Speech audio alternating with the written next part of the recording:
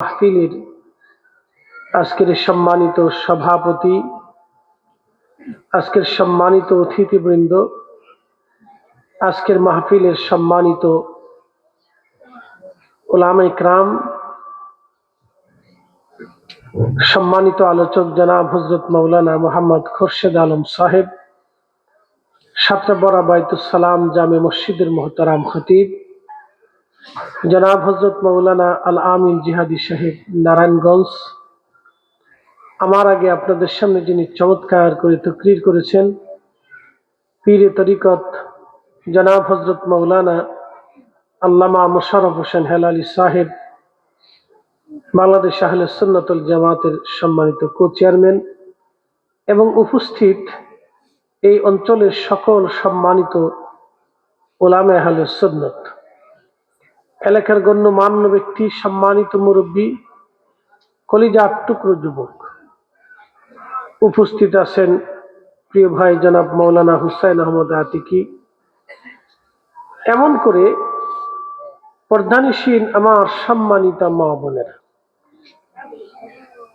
সকলের প্রতি অভিনন্দন, শুকরিয়া সেই মহান রবের আসমানে যিনি বহু মানুষের ভিতরে পছন্দ করে, বাছাই করে, যাচাই করে আল্লাহ তার বেহেশতের বাগানের ভিতরে আপনাকে এবং আমাকে মঞ্জুর করেছেন। মনিবের আসমানে আওয়াজ তুলে চিৎকার মেরে বলি আলহামদুলিল্লাহ।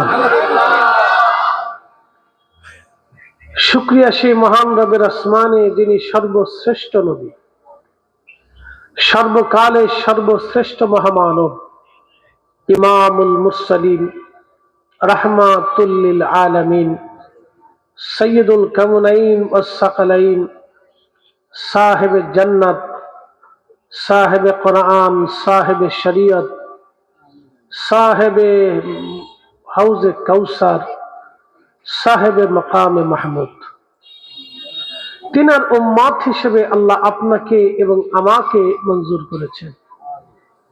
সেই জন্য আল্লাহর আসমানে বুলন্দ আওয়াজে আওয়াজ ছেড়ে একসাথে বলি আলহামদুলিল্লাহ। এই যে মুসল্লিরা, এই যে বড় বড় মুসল্লি,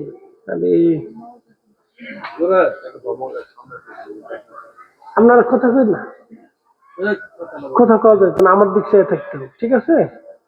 আমি কি থাকবো এটা শুনতেই, ঠিক আছে নি?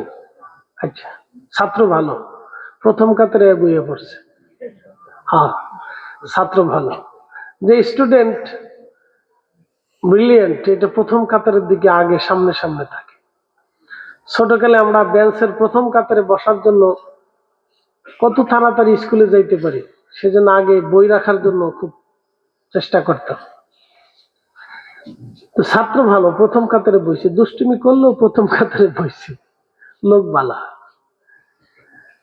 তো যারা বাইরে আছেন তারা ভিতরে চলে আসে,